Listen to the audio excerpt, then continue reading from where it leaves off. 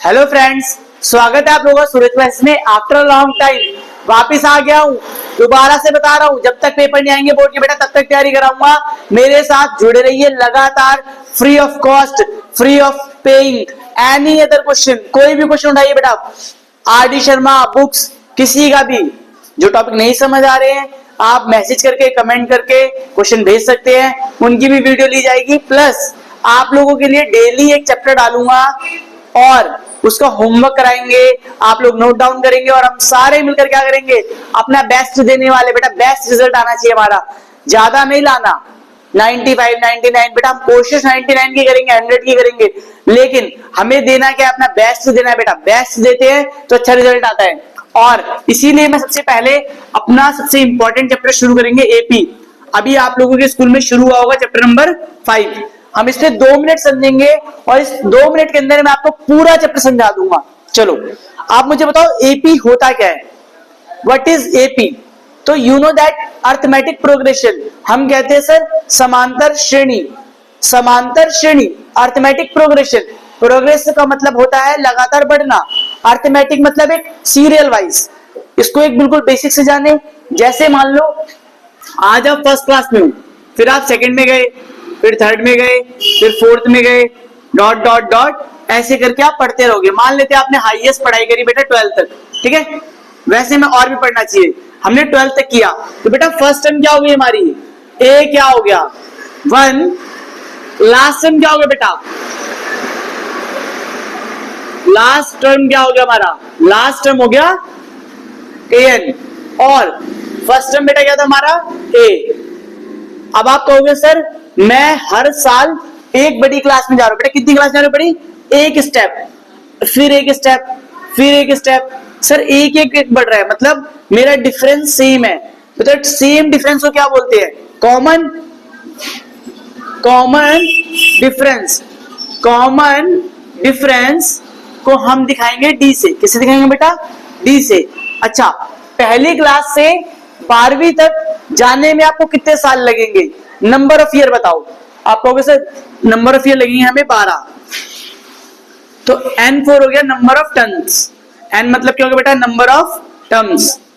बिल्कुल इजी है, क्या हो गया, नंबर ऑफ टर्म्स हो गया। चलो ये हमने बिल्कुल बेसिक याद कर लिया, दोबारा सुनते हैं।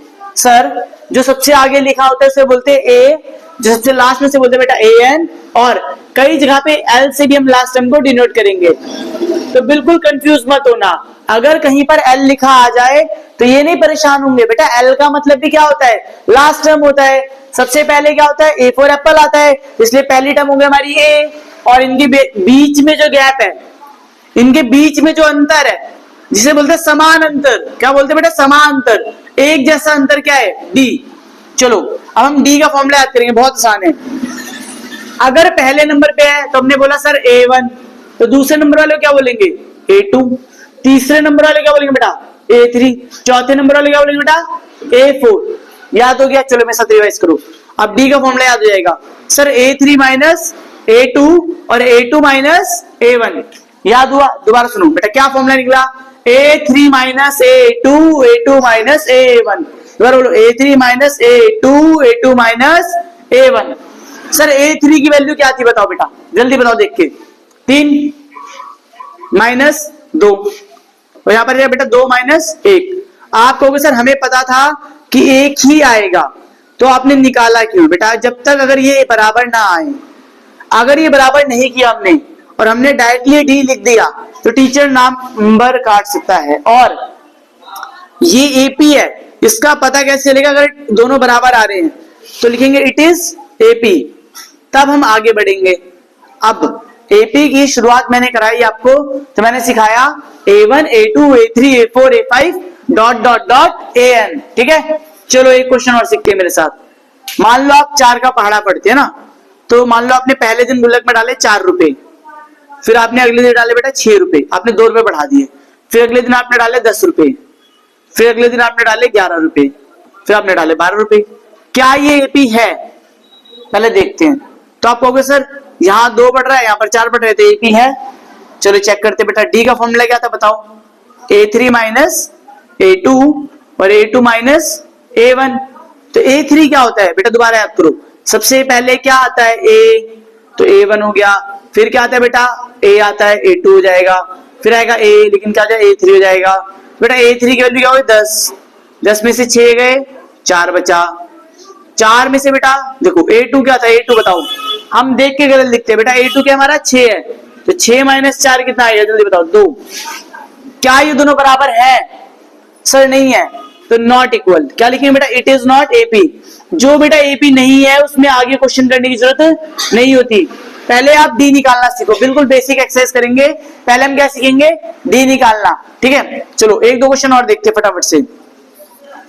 मान लो 7, और थोड़ा मुश्किल ले लो आप लोगों के लिए। 7 और यहाँ पर दे दे 21, 33 dot dot dot A N, ठीक है, dot dot dot A N. ये बेटा अलग क्वेश्चन है, देखो ये अलग क्वेश्चन है। बताओ इसमें डी क्या आएगा, जल्दी से डी कमेंट करेंगे। डी जो बच्चा सही कमेंट करेगा उसको मिलेगा गिफ्ट। अच्छा नहीं समझ आया, रुक जाओ, मैं आपको डी का फॉर्मूला सिखा देता हूँ। देखो बेटा दोबारा सुनो, डी का फॉर्मूला क्या था, A3 माइनस A2 और A2 माइनस A1। समझ आया। अब A3 क्या होता है बताओ बेटा, A3 हमारे पास 35 है, A2 कितना बेटा 21 है, और 21 माइनस 7 कितना बेटा, देखो 35 में से 21 गए 14, और यहाँ पर 21 में से 7 गए 14। सर दोनों में डी सेम आ रहा है, तो बेटा it is AP, it is AP. अब मैं आपको बेसिक 3 क्वेश्चन दूंगा, ठीक है, 2 आप लोग फटाफट से करके और होमवर्क करेंगे कमेंट, फिर मैं डी के आगे ले चलूंगा। स्टेप बाय स्टेप पढ़ेंगे, एक दिन में पूरा चैप्टर नहीं करना है। आप पहले डी निकालना सीखो, आपको डी आ जाएगा तो हम एन करेंगे। देखो बेटा डी कैसे निकालते हैं, चलो क्वेश्चन लिखते हैं। 7, 9, 11, डॉट डॉट डॉट एन। बेटा जिनको लगे क्वेश्चन हमें आ रहा है वो डी पूरा निकाल के मुझे कमेंट करेंगे बेटा, ठीक है। जिनको बेटा लगे आ रहा है वो डी निकाल के कमेंट करेंगे बेटा, ठीक है। थोड़ा सा मुश्किल दे दो एक,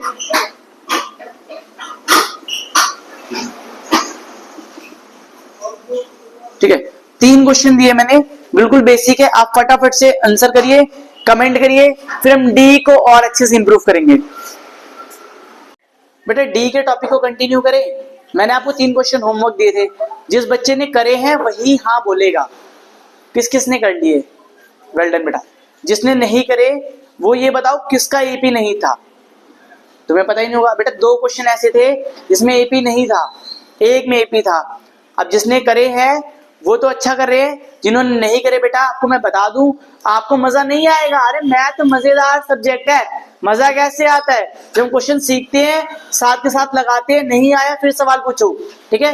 जिनको नहीं समझ आया वो इन क्वेश्चंस को देखो, 4 क्वेश्चन, चारों पैटर्न दे रहा हूं बेटा। कौन सा पैटर्न है, पहला नॉर्मल, फिर मैं लेके आया फ्रैक्शन, फिर लेके आया रूट, फिर तीसरा रूट जिसमें सब में रूट लगाओ।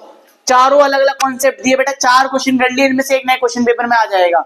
ऐसा अब दो, तुम कहोगे सर वैल्यू सेम क्वेश्चन, बेटा क्वेश्चन मैच नहीं करता कभी भी, क्या मैच करता है, वैल्यूज मैच करती है, मतलब सेम एग्जैक्ट वैल्यू नहीं आएंगी पर पैटर्न सेम होगा, ऐसा ही मोड यूज किया होगा। चलो देखते हैं।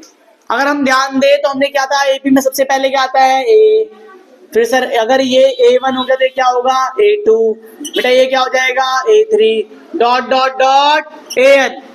सर डी क्या फॉर्मूला बताओ, A3 माइनस A2 और A2 minus A1। Well done, दोबारा बोलो, A3 minus A2, A2 minus A1। Simple सी बात है, इसमें से इसको करो, इसमें से इसको करो, तो 8 में से 4 गए, 4 में से 2 गए, 4 बचा, यहाँ 2 बचा, not equal, simple. It is not AP, देखो क्या ये एपी नहीं है बेटा। जो हिंदी में करे परेशान हो वो भी देख सकते हैं, इट इज नॉट एपी। अब इसमें देखते हैं, याद हो गया पहले टर्म को क्या बोलते हैं बेटा, ए बोलते हैं, दूसरे टर्म को क्या बोलते हैं, अब पहली A1 हो जाएगी, दूसरी A2, तीसरी जाएगी बेटा क्या हमारे पास A3। चलो डी का फॉर्मूला बताओ फटाफट से, डी का formula A3 minus A2, A2 minus A1।